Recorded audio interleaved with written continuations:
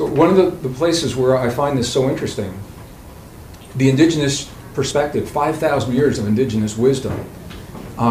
It's not scientific, but it is accurate. And it helps us to understand our relationship to ourselves, to life, to the earth, to the past, and the way we work together. Science is only about 300 years old, and the scientific perspective that you and I are all steeped in, and even if we've done so much work on our own to transcend our Western culture, Western traditions, we have all been steeped in the belief that we live in a world of struggle, a world of competition, survival of the strongest. We've all been told when we're kids we live in a dog-eat-dog world. And these ideas, they're not that we talk about them every day, but they're so much a part of our culture because science began to disseminate them in the 1800s, early 1900s. Our civilization is based upon these ideas of struggle, competition, survival of the strongest. The economic system that's breaking right now in the world is based upon survival of the strongest. The way we're trying to solve our problems in the Middle East, the way we're trying to solve the problems of diminishing resources. And the old thinking is no longer working. And the reason it's no longer working is because those beliefs are based, we now know, in principles that are false assumptions of science. Both Bruce and I talk about new discoveries. So these aren't our opinions or hypotheses or theories. It's peer-reviewed science has now overturned 300 years of traditional scientific thinking and is telling us that nature is actually based upon a model of cooperation and what biologists call mutual aid. And we all know competition happens, but it's not the rule, it's the exception. We now understand that life is not a random event. It is something very, very specific that happened, and the DNA is telling us this, that human life is not a random event. The fossil evidence is telling us this. Civilization is older than 5,000 years old. The archaeology is pushing advanced civilization, technologically advanced civilizations back into the end of the last ice age 13,000 years ago. All of this changes the way we think of ourselves, and it changes the way we go about solving our problems. So that's the good news. The flip side is there is a reluctance, and in some cases, a staunch resistance to sharing this in the mainstream. So you're not seeing this in mainstream television, mainstream documentaries. Public classrooms and textbooks are not sharing the new discoveries. So we have an entire generation of young people now who are being steeped in the false assumptions of science that have led to the problems that we're facing right now. And they're being asked to solve them through the same thinking. So my question that I've asked is, how can we possibly meet the issues of our time if we're not even honest about the issues? And we can talk about this as much as you like, but I'm going to share with you right now, you are not being given the facts of climate change. It's not what you're being told publicly. You're not being given the facts of the global economic meltdown. It's not being shared. I was in Zurich, and in Zurich it's common conversation. You get to this country, people don't even know about what is actually happening at the root of the financial system of the world. So it is a fact that we're living what is now being called a time of extremes. Doesn't mean they're bad things or good things, it just means they're really big things. And the thinking of the past will no longer work to solve the problems and the issues. And that opens the door to new possibilities. That's why we're speaking and sharing at the UN tomorrow. And one of the keys for me, and one of the principles, this is where it all comes together, is in the indigenous peoples that I've spent time with, the women and the men, the families, the elders. Oh yeah, shut your cell phones and pagers. The key for these people, they have been through times in their history very similar to what we're living through in ours right now. And if we have the wisdom, we can learn from what worked with them and what didn't, and the things that worked, do a lot of, and what didn't work, stop doing it in our time. Resilience is the word that comes up again and again. And when you talk about resilience in the Western world, the modern world, there's a sense that resilience, and it's actually defined as the ability to return to a normal functioning, or the ability to spring back after a traumatic event on a personal a community or a national or global event has happened. And that kind of resilience, we're all familiar with it. It's worked in the past. We've experienced it in our lives. There's an expanded form of resilience, and the Stockholm Resilience Center is pioneering a lot of the work with this. It's a way of thinking and living that makes room for the extremes in our lives each day, so we can thrive in the midst of the extremes because we have allowed for them in the thinking and living, rather than trying to live our lives as if this change is not happening and then acting surprised when something goes wrong, like a severe weather event. We're going to see the severe weather events because we are in a cycle of climate change that's here to stay, at least for our lifetimes. As a geologist, I can tell you the ice cores of Antarctica, I have no political agenda. So, and I have no academic credibility to defend. I can tell you exactly what those ice cores are saying to us, and it's not what we're hearing on mainstream. What you're hearing on the mainstream is a negotiated story, and they're quick to tell you that. It's a negotiated story that's left out some of the vital details. So the good news is that we already have all the solutions. For every major issue, all the big problems in our world, we have the solutions, and Bruce and I talk about this all the time. The greatest crisis, I think, that we're facing is a crisis in thinking that has yet to make room in our lives for the solutions that already exist in the world. We have enough food to feed every mouth of every human on this planet. Right now, there's no shortage. The food is not the problem. It's the politics and the thinking that won't allow it to get in the right places. We have forms of energy that produce no greenhouse gases, that are inexpensive, abundant, that could fuel every home of every human on the face of the earth that chooses to have power in their home. It's not the technology that's the problem. I think back, and I know most of you in this room are old enough to remember this. I remember John F. Kennedy gave a speech that changed my life when I was young. In 32 words, he changed the course of human history. And what he said is, we choose before the end of this decade to place a man on the moon and bring him back safely. I'm paraphrasing. And it happened even before the end of the decade, and people say to me all the time, they say, how did that happen so fast? How did they develop the algorithms for the trajectory, and how they learned to build spacesuits and the packages of Tang that all the astronauts were drinking? How did they do that so quickly and implement it in 10 years? And the answer is why I'm sharing this story right now. The technology already existed. No one in a position of authority and power had ever given a mandate for that technology to become a focus and accomplish a goal.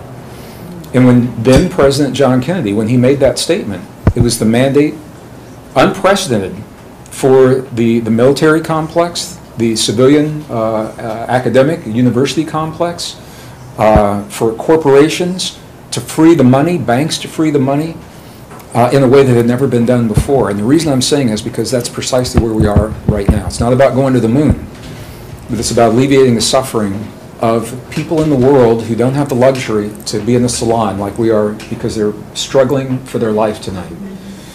But the key for those people is that we have the ability right now to implement a transformation.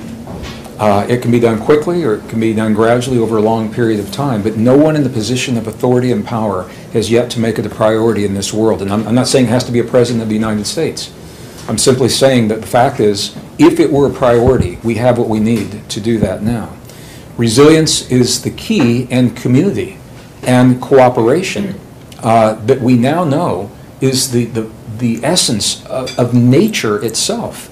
Nature shows us this model, and I know Bruce shares this so eloquently. When he looks at the cells, we want to see how the world works, Bruce will tell you all about the cells. So we're learning now, and people ask me all the time, they say, Greg, you know, you think we made some big mistakes? I think it's more useful, personally, to think of ourselves as on this huge learning curve. And I think we've made choices in the past based upon what we knew, and they worked so well, they got us here. We're here now, so they worked. But now the world changed, and this is the last thing I'm going to say. The world changed, and no one has told us. There's been no special on BBC or CNN or the New York Times or some glossy magazine. And people all over the world now are clinging to an idea of the way things used to be and the way that they used to work in the world that used to be. And they're waiting for that world to return. And those are the people that are hurting and struggling right now because that world is gone. And because it has not been acknowledged in the mainstream, and this is something I think we all can, and Alan, you help with your films, doing this beautifully. Because it hasn't been acknowledged, we have never had the opportunity to mourn the passing of a way of life that we all have mastered, and in the same generation that we mastered it, it has disappeared. And in the mourning and the letting go, that is what frees us to embrace the new world, beautiful world, powerful world that's emerging. But unless that can be shared on a broad, general, mainstream basis with everyday people, they're still thinking that we're in a temporary world that's struggling and they're waiting for the normal to come back, and they put their lives on hold. They're not, I know people, I tell this story in one of my books, they're not having babies, they're not buying homes, they're not sending their kids to school because they're waiting for things to get back to normal. And it's a normal that can never happen because that world is gone and no one told us. So our prayer, individually and collectively and through the work that Source of Synergy Foundation, synergy is what it's all about. That's why it's such a perfect name for your organization. And the Source of Synergy Foundation, I think, is a beautiful example of the kind of organization that is emerging that transcends the polarities and the differences. E.O. Wilson says this beautifully. He says the world from this point forward is going to be run by synthesizers. People that can take a lot of information from a lot of different places and make the right decisions at the right time and think critically about it. So it's no longer enough to be an expert in one field because the world doesn't know those boundaries. But we're being asked to draw from everything that we know and to synergize it in a way that we've never done before. So as the world changes in ways that we're not used to, faster than we've ever seen, our lives are changing as well. And we're all learning together. And this is where I think the synergy of the ancient and the indigenous wisdom married with the best science of today through community resilience is the key to bring us full circle. And that's where I'm going to stop right now. Thank you. 15 minutes. So ladies and gentlemen, please help me give a warm welcome. Give it up for Bruce. I love this man, obviously. No, what you don't know is he was a rock promoter, and I was a musician long before we were ever authors. So if this whole gig doesn't work out for us, we're going back to the music business. So just so you know. I so appreciate that. I also appreciate, number one, being in this environment of Len and Emily's is infused and permeated with an energy of love, which we all know and we all feel. And that's really important because our love does permeate a structure and it does change the world, and it's a physical reality, which I am new to in my life in the last 20 years now. But what I'd like to talk about is that everything is on schedule.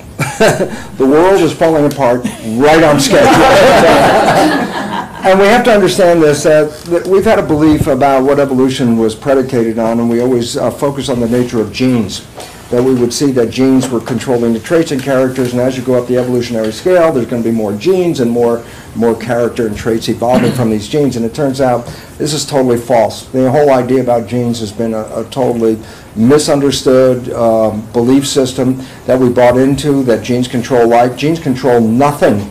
Genes are blueprints. That's exactly what they are. And why that's relevant is we've been focusing on the blueprints and giving them self-realization, that they make a decision, a gene turns on and a gene turns off. And it turns out this is totally false.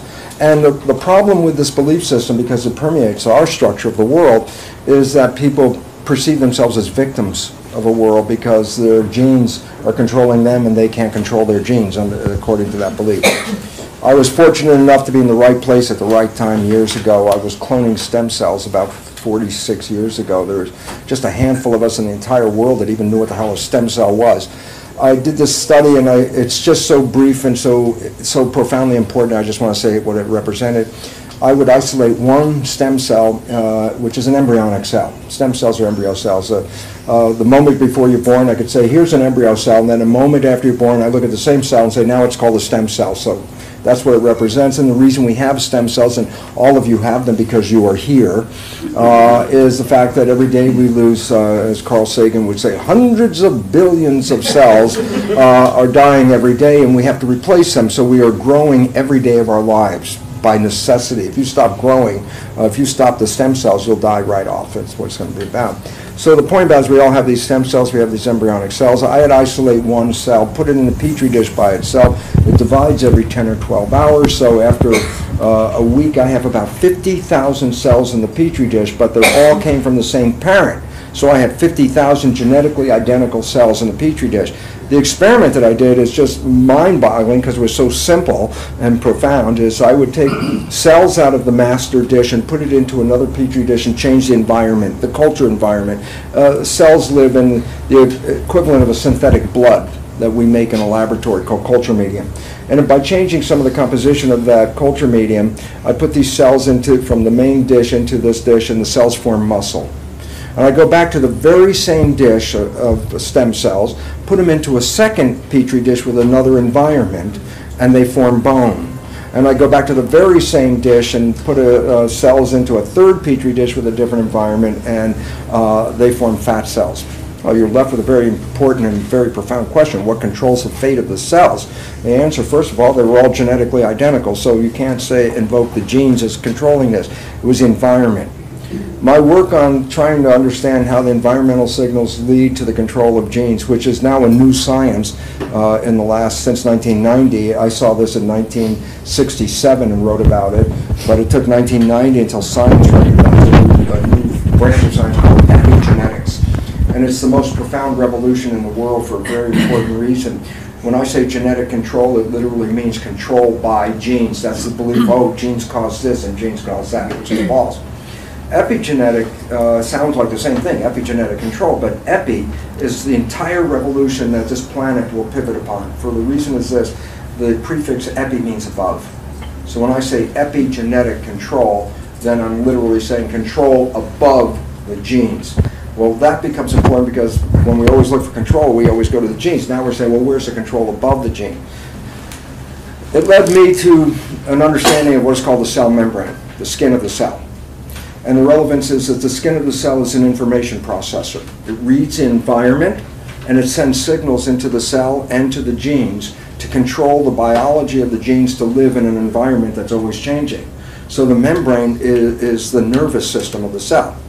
Just to let you know, in the development of a human, the outer layer of the embryo is called ectoderm. It's a skin. The skin gives rise only to two things in humans, skin and nervous system. So like the cell, our nervous system comes from this outer layer. Well, the significance about that, it led me to an understanding of how the cell worked and all that stuff, but it also led me to understand this. Evolution is, the way we perceive it, is a scale of increasing awareness. And so we make a whole evolutionary list. Oh, we start with bacteria, and then there are amoebas, and then there's worms, and then you get to, fish, amphibians, reptiles, birds, mammals, blah, blah, blah. And we see this as one continuous process with imperceptible changes over billions of years. Well, that is a total misperception. The genes do not represent our evolution for a simple reason. The number of genes in a human, which is now, I think, 22,333, is essentially the same number of genes in one of the smallest organisms we work with in a genetics lab. A worm with 1,200 cells has the same number of genes. So basically, the number of genes did not give us the big difference, okay? So basically, we were looking at the wrong thing.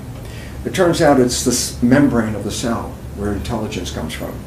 And the significance of that is the most primitive organisms on this planet are called bacteria. And they are the smallest little cells, and they have like a capsule. They look like little medicine capsules, a lot of them. And the problem with that is the membrane of a bacterium can only get so big because once it reaches the maximum inside this capsule, that's all you can have. So evolution started by creating the bacteria and then multiplying them and creating all different kinds of versions of bacteria, but they were all still limited by their inability to expand their membrane. So by definition, evolution stopped. It couldn't make a smarter bacterium. There was no way it could happen. But evolution saw another way, and the other way was called community. That bacteria started to live in community with each other and put a membrane around themselves.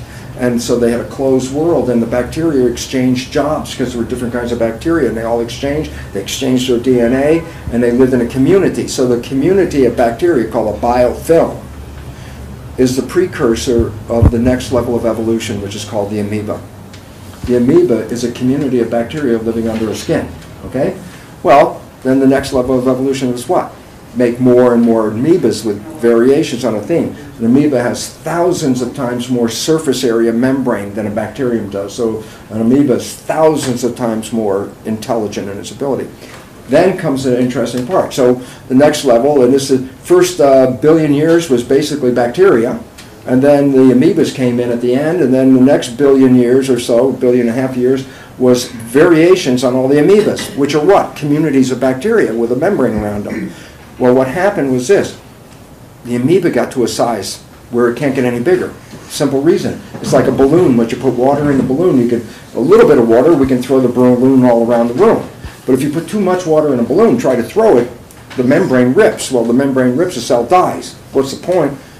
Even amoebas reached a maximum size where they couldn't create any more membrane and still be viable. Evolution stopped for the second time. And then what happened was the next level of evolution was amoebas got together and formed a community and put a skin around them. And so we, by definition, are a community of 50 trillion amoebas underneath our skin. And they make the society, because the amoebas are the living element. We, by definition, are a community. I'm a community. I'm not an individual. I got 50 trillion citizens living inside. And the relevance about this is very important. There's no new function in the human that's not already present in the amoeba. Amoebas have a respiratory, digestive, excretory, nervous system, neuroendocrine system, reproductive system. Amoebas have an immune system, okay? Relevance is this. A human is the highest level of that community of amoebas and reached its maximum ability for its brain. And all the surface area of the brain with all the folds and gyri, so okay, that's increasing the surface area, but it maximized. The human represents another endpoint.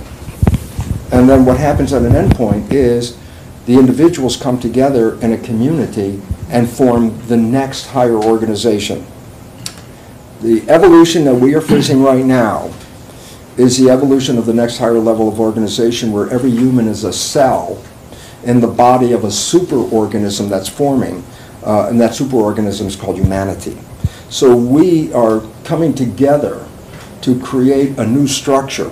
The falling apart of the existing structure is a necessary requirement before the new structure can be built. We can't build it on the faulty foundation that Gregg mentioned, and both of us have it in our books. It's a faulty foundation. You can't survive with this way we've been living. So the falling apart of society is a necessary step in the evolution. Rather than to be feared, it should be welcomed, is because if we don't do it, the inevitable end is coming, because science has already told us we're going extinct. And that's because of the way we live with each other and the way we live with the planet has been destructive of the system. So we're on the edge of a system falling apart and a new system beginning. Well, this is where you come in very critically into this, because it's a formation of a community. Out of what and from who? Where's it coming from? We've got 7 billion people. And so to give the analogy, which you've heard, but now it really makes sense if you understand it, a cell is a miniature human, as I said. It has all the functions. So I say, go inside the body of a caterpillar. And it's got, let's say, 7 billion cells in there, and they're all working together. Some of them, they have different jobs. It's really important. Some do muscle work, some do digestion work, some do blood system work. They have jobs. They all work together in a community. And as the caterpillar is growing, the environment and the economy is booming. You know, it's growing, everybody's happy, everybody's working, everything's cool. And then it reaches a plateau where the caterpillar can't grow anymore. And that is a problem, a finite problem, because all these cells that were doing jobs like moving the caterpillar around or digesting the food, well, we're not moving, we're not even taking in any food. What does it mean? The system starts falling apart. Many of the cells actually commit suicide, which in biology is called apoptosis. And there's a complete dissolution of the structure. But what's most important about that is in the midst of this dissolution, there are specialized stem cells called imaginal cells. And imaginal cells carry a vision of a different world. They're genetically identical to all the other cells, but they carry a different vision of a world. What they do is they get in among all the cells that are falling apart and help them organize into the next higher structure, which is the butterfly. So the relevance of you being in this room, number one, you are the cultural creatives that represent the imaginal cells. It's your influence in the world that can help shape the new structure of the community that must evolve. If we don't form this, then it's a choice. We may not make it. We've been here before, and we didn't make it, but this is an opportunity. If we don't change, then science's prediction of extinction is actually real and looming. And yet there is this great chance, because the internet, which represents the development of the nervous system of humanity. It connects 7 billion cells into one living organism. And we have a new population called the millennial generation. The most important part about that millennial generation is they're not part of the structure. They bitch and complain, and rightfully so, that they can't seem to get started in this world, but they don't realize not getting started is the primary step of the next evolution, for a simple reason. They don't, you tell a 20-something person that the stock market is going to crash, and they go, like I own a stock, right? I don't really care. And why that becomes important is they don't have a hold on the structure as it is. And there's now greater than 50% of them, which means less than 50% of the population is holding on to say, keep the structure the way it is, but they're getting to, the population is diminishing. This is the foundation of what will cause a precipitation of the existing structure, because they're not connected to it. And they come from a global vision. They're connected by internet to a global world. The issues that, if I, politically said, like Republicans in the case of, the anger things that they have and their things, they were completely taken back by the population not following them, but not recognizing the young people they don't have a thing with race or with sex and all that kind of stuff, which are those other issues. They're global. And so their vision is really where the new vision is coming from. The falling down of the old one is necessary. So this is really exciting, because it says we are on the verge of making something new. And in addition to that, there'll be one other factor besides the fact that, well, there's two factors for the evolution. I'll just say it very quickly, two factors. Number one, we are not victims of our health. 90-some% of ill health on this planet is now found to due totally to stress. It is not due to the biological malfunctioning. That, in fact, less than 5% of the population can even legitimately claim that their genetics are interfering with their life. So that means 95% of the people have a perfectly adequate genetic system, okay? We've been programmed to be victims, and the fact is, no, we are the ones that change the environment or perception of the environment. And since the environment that controls the cells, it doesn't make a difference if the cell's in a plastic dish or a skin-covered dish. It still responds to the environment. Our mind creates the chemistry, which is the foundation of the culture medium called blood.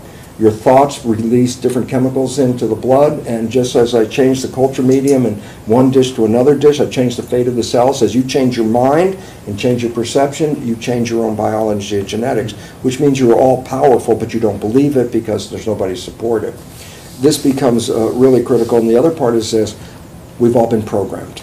And this is the hardship that we face, and there's a movie called The Matrix. You may have seen people look for it in the science fiction part of the video store. It's actually a documentary. and the reason is simply this: we have been given the choice of take the blue pill and go back into the program, or take the red pill and get out of the program. They never really said what would happen if you got out of the program, and all of us have been programmed last trimester of pregnancy, first 7 years, is download. And the reason for the download is this: you cannot be conscious if you don't have data. In other words, I buy you a new iPod, you take it out of the box, I say push play, plays the create the playlist, created, conscious, let's say.